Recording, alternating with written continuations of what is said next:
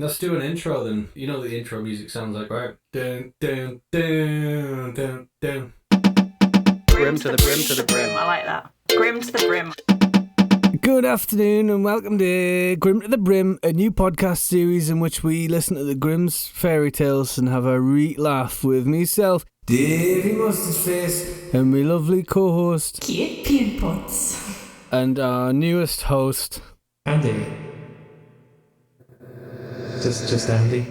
Today we're going to be listening to a very long story, I believe, and for that we've actually got this lovely new fairy tale magical music just to cue the story. So let's just hear that briefly.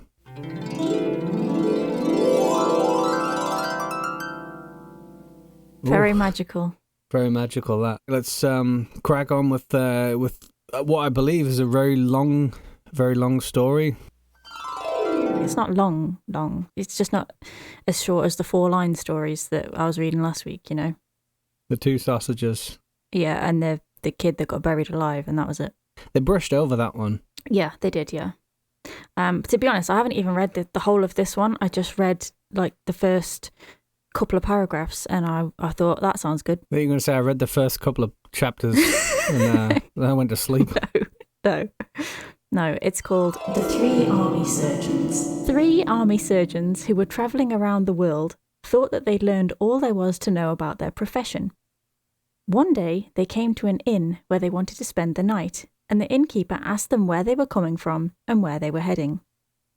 "We're travelling about the world and practising our profession." "Well, show me what you can do," said the innkeeper.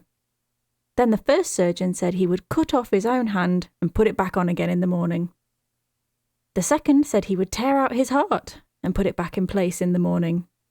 The third said he would poke out his eyes and put them back in their sockets in the morning. Indeed, they had a salve that immediately healed any wound when they rubbed it on, and they carried the salve in a little flask that they kept with them all the time. So each one cut a different organ from his body, the hand, the heart, and the eyes. Then they put them on a plate and gave them to the innkeeper, who handed the plate to the maid, who was to put it in the cupboard for safekeeping. Unknown to everyone, however, the maid had a sweetheart who was a soldier, and when the innkeeper, the 3 surgeons, and everyone in the house were asleep, the soldier came and wanted something to eat. The maid opened the cupboard and brought him some food, but she was so enraptured that she forgot to shut the cupboard door. She sat down at the table next to her sweetheart and began chatting away. In her bliss, she couldn't imagine anything going wrong, but the cat came creeping inside, found the cupboard open, and carried off the hand, heart, and eyes of the 3 surgeons. After the soldier had eaten and the maid was about to clear away the dishes and shut the cupboard, she noticed that the plate given to her by the innkeeper was empty. Filled with dread, she said to her sweetheart, "Oh, poor me! What am I to do? The hand's gone. The heart and the eyes are also gone. They'll make me pay for this tomorrow." "Calm down," he said. "I'll help you out of this mess. Just give me a sharp knife. There's a thief hanging on the gallows outside. I'll go and cut off his hand." "Which hand was it?" "The right one."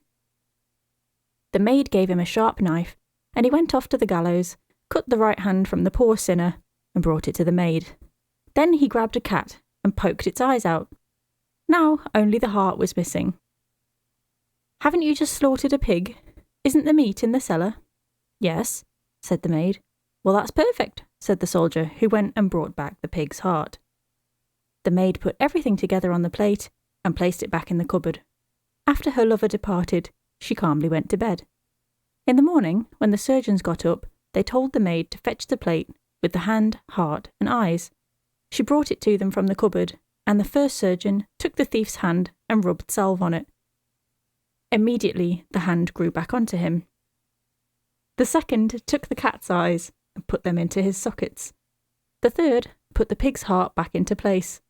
As the innkeeper stood and watched all this, he marvelled at their skill and said he'd never seen anything like it before. Indeed, he was going to praise and recommend them to everyone he met. Then they paid the bill and continued on their journey. As they walked along, the surgeon with the pig's heart kept leaving the other 2 to sniff around in corners the way pigs do. The others tried to hold him back by his coattails, but that didn't help. He broke loose and ran to all those pots that were most infested with garbage. The second surgeon also began acting in a strange way. He kept rubbing his eyes and said to the third one, "My friend, what's going on? These aren't my eyes. I can't see a thing. Please lead me, otherwise I'll fall." So they proceeded with difficulty till evening, when they came to another inn. They entered the main room, where a rich man was sitting at a table and counting his money. The surgeon with the thief's hand walked around him, and his hand began twitching. Finally, when the gentleman turned his head, the surgeon reached into the pile and took a handful of money. One of his companions saw him do this and said, "Friend, what are you doing? You know it's not proper to steal. Shame on you." "Oh no," he exclaimed. "I can't stop myself. My hand keeps twitching and I've got to grab things whether I like it or not." Afterward, they went to bed, and their room was so dark it was impossible to see one's hand before one's face. Suddenly, the surgeon with the cat's eyes woke up, then roused the others and said, "Brothers, look! Do you see the little white mice running around?" The other two sat up in their beds, but they couldn't see a thing, so he said, "Something's wrong with us. We didn't get our own organs back. The innkeeper cheated us, and we've got to return." The next morning, the three surgeons made their way back to the inn and told the innkeeper that they weren't given their right organs. One had got a thief's hand, the second cat's eyes, and the third a pig's heart. The innkeeper said it must have been the maid's fault, and went to call her. However, she'd seen the three surgeons coming, and she'd run out the back door and never returned. The three surgeons told the innkeeper then he'd better give them lots of money, otherwise they would burn his house down. So he gave them what he had on hand, and whatever else he could raise, and the three departed. The money lasted them the rest of their lives, but they would have preferred to have their own organs restored to them. The end. In typical Grimm's abruptness right there. I like that it ended that way as well. I was like, I want it to end very abruptly, and it did. Well, I thought this was going to be a really long story. I thought we were going to, I wanted to know more about their lives, honestly. Like, where did they go from here? Well, the Grimms don't do that shit. They don't. They don't do backstory. It's like, have you got the moral yet? Yes. Okay, let's get the fuck out of here. Let's go. Basically. I love how they're like, "Give me all your money or I'll burn your house down. You gave me a cat's eyes." And I didn't even realise. So he gave him so much. Like, give me all your money. So he gave him so much it lasted three men the rest of their lives. Like, on a salary basis, or just like, were they spending like crazy, or like what? Yeah, I don't really know what we're learning from that, honestly. Like, the innkeeper was so wealthy, and he's just able to give up this money. Why is that the last thing we're left with? May just did an outright runner, didn't she? But she never came back. She never returned. She go home? Did she just keep running like forever? She probably ran off with Trina. Oh, fucking hell, man. That Trina's always running in circles anyway. Maybe it was Trina. Maybe this was the, you're always asking for like sequels and prequels and backstories. This is what Trina did with the rest of her life after she left Hans, douchebag who cuts people's clothes off with a pair of shears. Why do they keep all them organs in the cupboard either? Could keep them in the fridge. There's lots of things that I don't really get. I mean, like, should we jump straight into it? I mean, what the real problem is here is how do they first remove these parts from each other and then reattach them? I know they're pretty good surgeons, but we've got a heart. They go off to bed with no eyes. Yeah.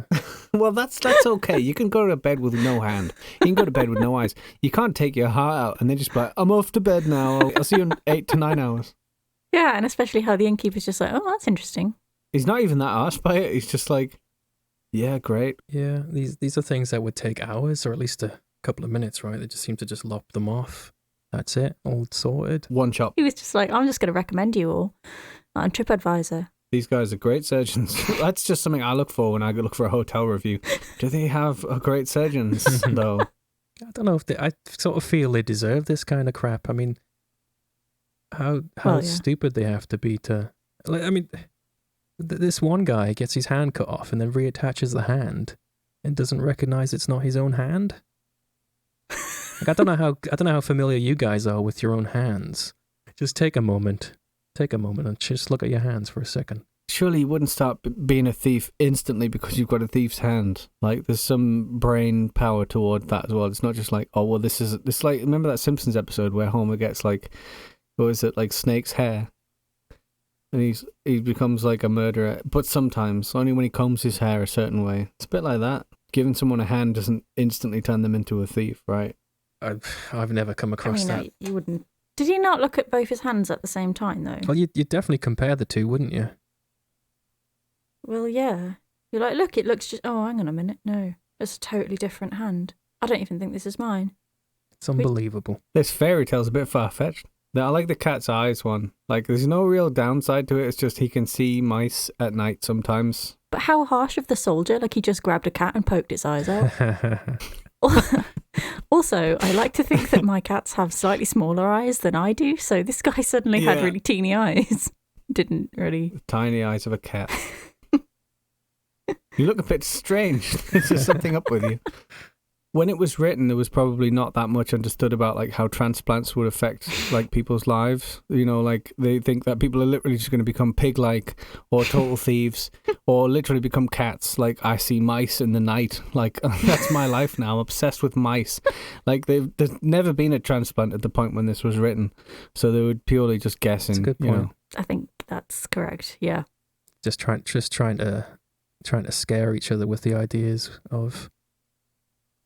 Don't be a sinner, don't steal things, because one day your hand might be put on somebody else and ruin their life. Oh, I never thought about it like that. Yeah. Don't be an asshole. Don't be arrogant. Don't be arrogant, yeah. But if you are arrogant, you'll be mildly inconvenienced, but also very well off for the rest of your life. So do it, but just be wary of some of the consequences. Yeah, there's not really any downside, is there?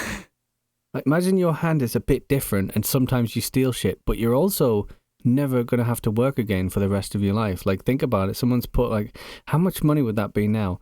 Like, to never work again. Like millions. Like, millions? Yeah. Like, the innkeeper who runs an inn sometimes where there's 3 people staying there is a fucking multi-millionaire, and he just had a load of money, like, and so much that he was just like, I'll get the sack of all the money I have and just give you it. And they never ever had to work again. Like, the moral of this is bullshit, really. It doesn't really make sense. It's like, do it, but don't do it, but do it. And if you do it, it'll be all right. It's almost like they've added an extra bit on the end, isn't it? Like they've come back to it, like second draft. Yeah, I wasn't totally sure people would that chuffed with the don't be arrogant angle. So let's put on the innkeeper is really rich. That makes him a more interesting character, right? To be fair, it's the first happily ever after that I've actually read in this entire book. It's a slightly inconvenienced ever after. I mean, yeah, like that little boy was not only dead, but had his arm smacked back into his grave. That's very different to these surgeons. You shut your arrogant self up and get back in that grave. Stop being. What was it? He was stubborn. It was something he said. Stubborn. You're so stubborn. Get back in that grave. That's a very different vibe to like, it was very arrogant of you to do that, but here's a large sum of money. Very large sum. Yes. The plate as well. Maybe the worst thing that you could store a hand, 2 eyes, and a heart on would just be a straight up plate. Like a medium-sized plate, I'd imagine. Like a big pizza plate. Yeah. No cling film, no foil, no fridge. These men have literally cut out their hearts, eyes, and one of their hands, and you're just going to leave them in the cupboard. Don't even close the cupboard door. Do we have a cat? Should we keep the cat away from that cupboard? Nah. No, let it do what it wants, because it'll be the happiest it's ever been before I poke its eyes out and give them to some man. The same cat. That's the moral of it. Don't be a thieving little cat. You'll get your eyes poked out. Yeah, but it's not that big a deal, is it? Like the cat will just head off to bed. But with no eyes, and then come down in the morning and put them back in. Comes down with a man's eyes. Clomping down the stairs with one clumsy hand. The cat suddenly is able to just act and talk like a man now because it's just taken over.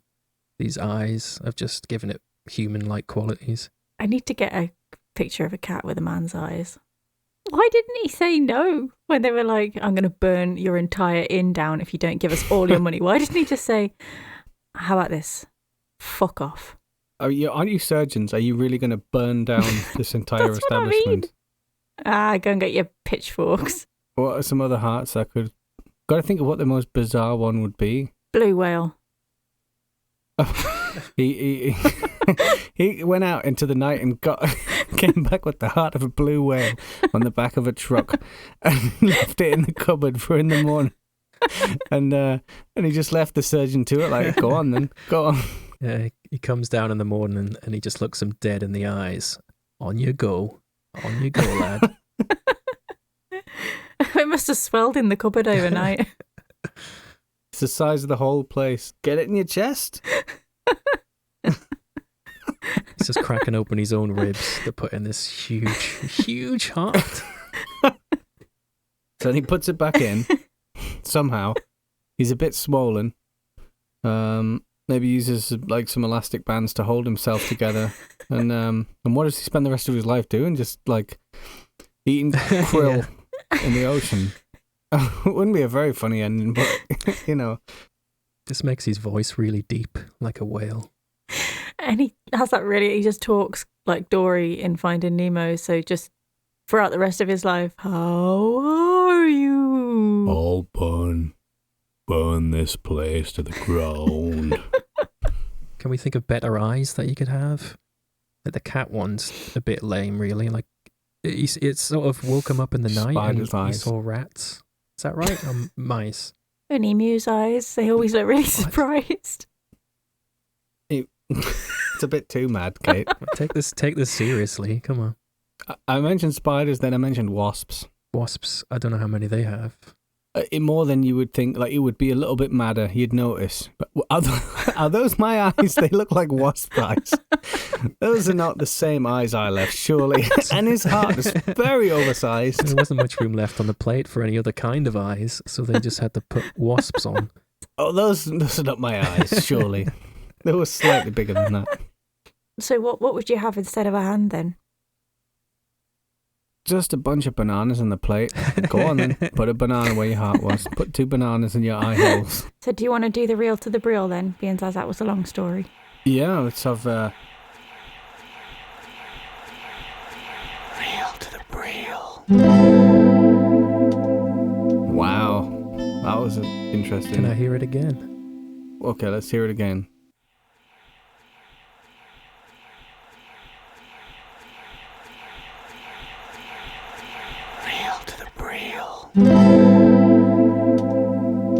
It's even better the second time.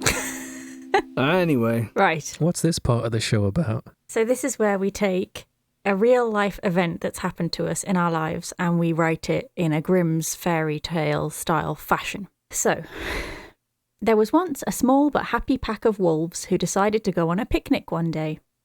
They hunted for days and days to create a fantastic feast of fancies with all the trimmings.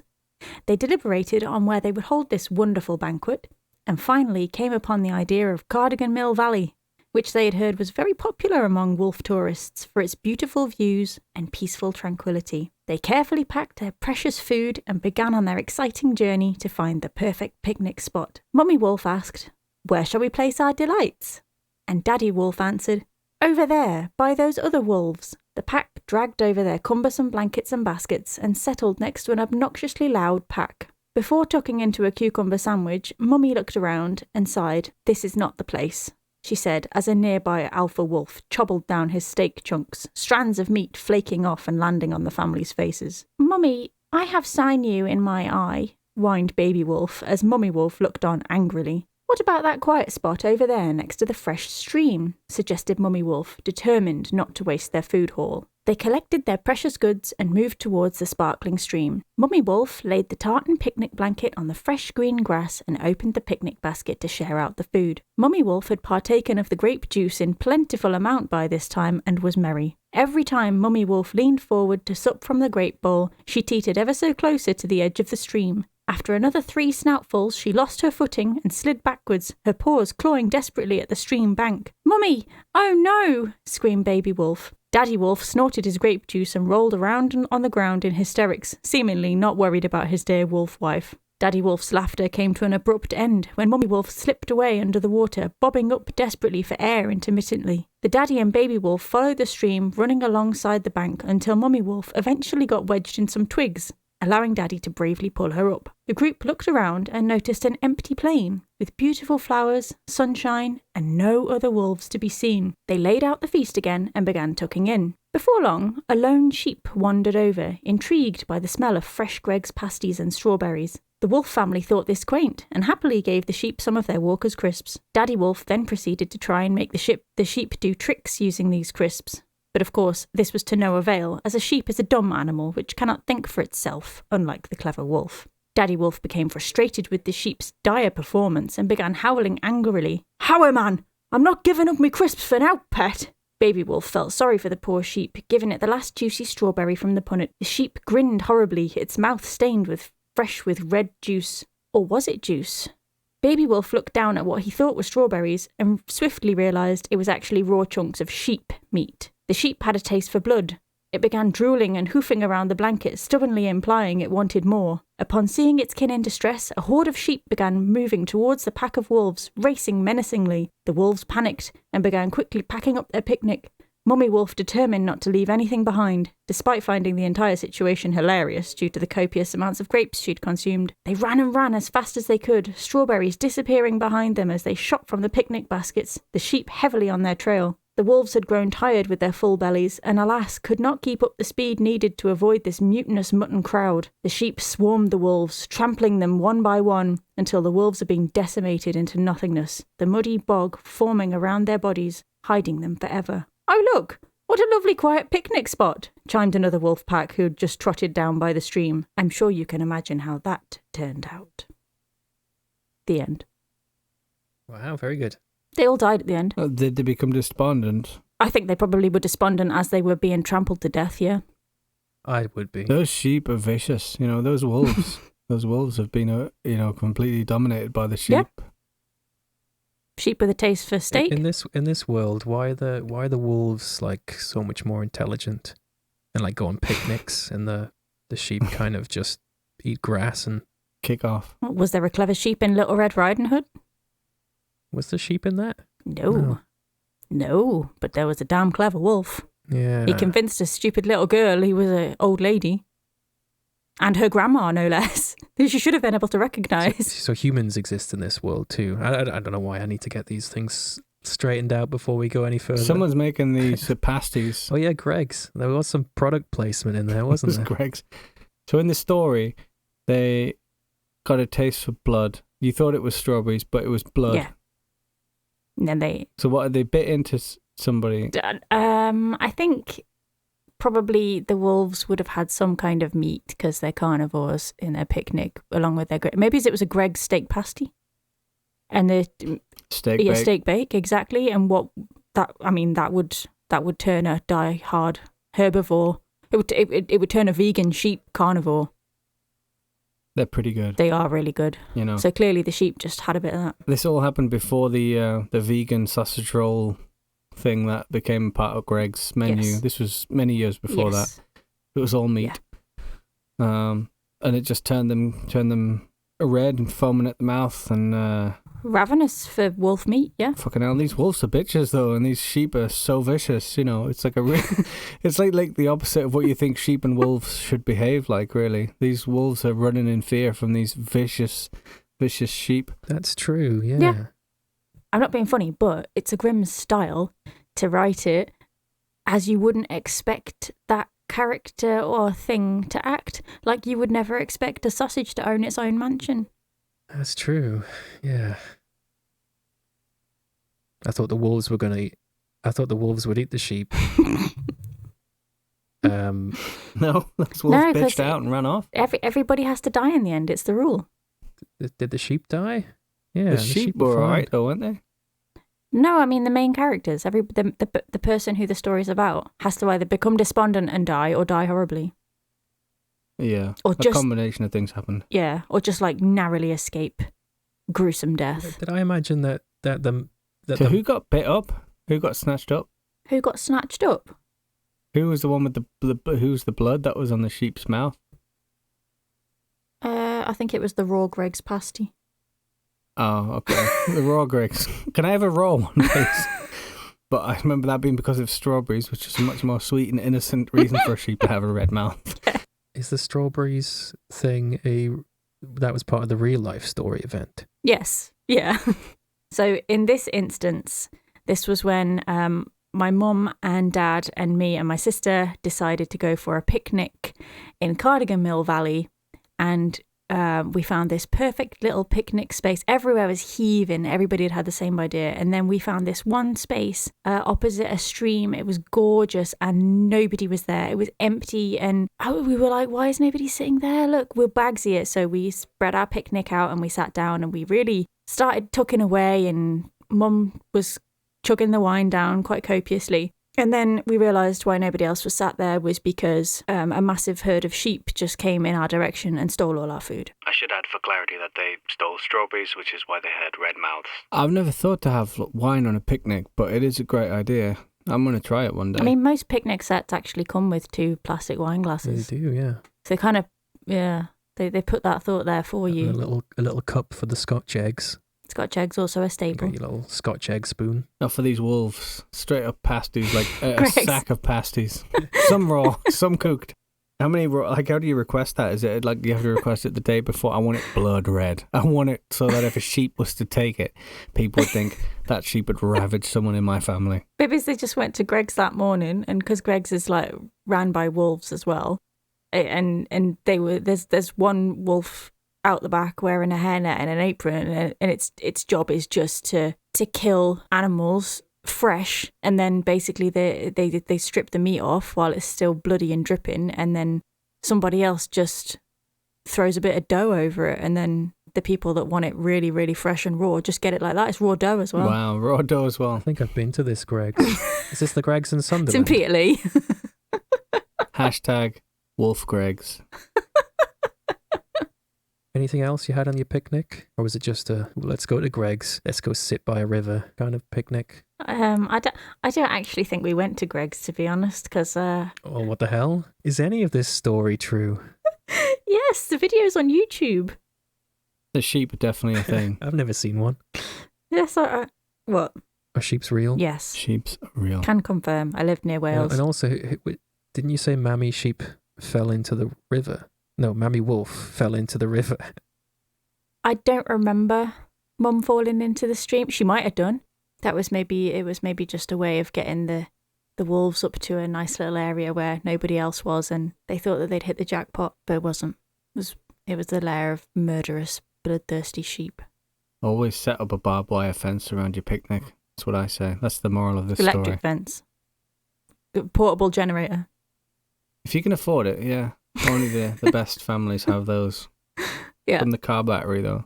You would have really enjoyed your picnic if you'd had a car-powered electric fence around that. It would have been a different story. It would have. It would have been a peaceful picnic. Very peaceful. All the sheep died. Cooked mutton. And they made them into pasties. Didn't even have to cook them. Opened our own mobile Greg's. Hashtag Wolf Greg's.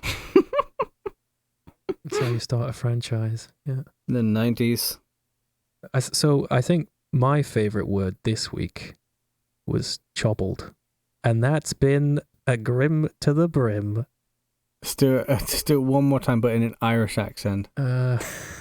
Okay. Northern Irish or Republic? Yeah, definitely Northern Irish. Definitely. Well, I think my favourite word this week was chobbled. That's been Grimm to the brim. How's that? I've never heard a worse Northern Irish accent. I mean, it's not my. It's funny you should say that, because I think when I was in the car last night, I was trying to do one, and it came out much better than obviously right now.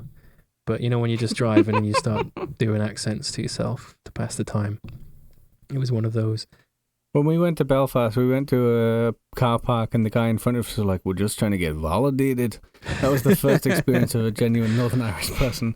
Give me a blast of that phrase. It's like it sort of swings into Connery, yeah. I'm just trying to get valid. No, it's gone Scottish. Well, this is how it ends, but it goes on for another 15 to 17 minutes. Grimm to the brim to the brim. I like that. Grimm to the brim. Validated.